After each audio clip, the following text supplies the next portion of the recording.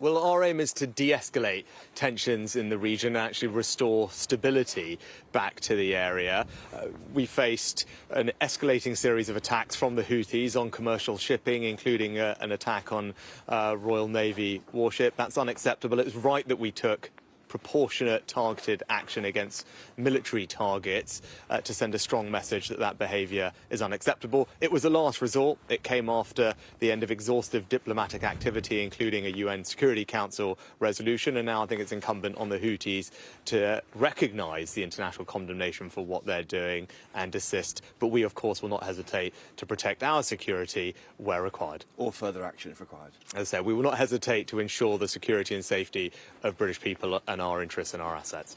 On the Rwanda bill, which is in the Commons this week, are you prepared to discipline your front bench over Rwanda bill, including potentially your deputy chairman, if he votes against the measure this week or in favour of the amendments? Would you sack him and other rebels?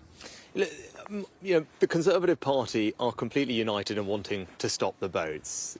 We share the frustration of the British people about this situation. That's why I set it out as one of my 5 priorities. We're all fed up with this legal merry-go-round of challenges to our Rwanda policy. I'm determined to get this new legislation onto the statute book so we can get our Rwanda scheme up and running.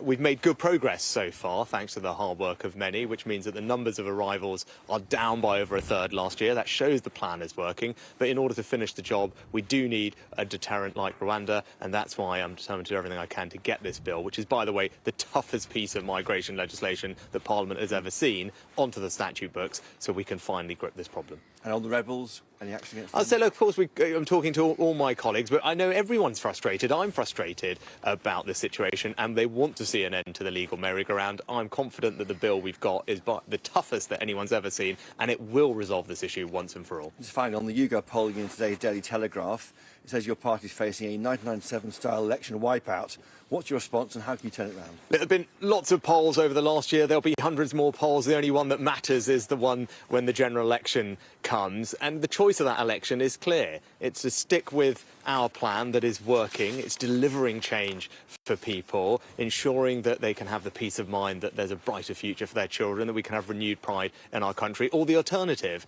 which is Keir Starmer and going back to square one with him. He can't say what he will do. He's been leader of the opposition for 4 years now. He hasn't said what he'd do differently, and that's because he doesn't have a plan. So that's the choice. Stick with the plan that is delivering change, making a difference, or go back to square one.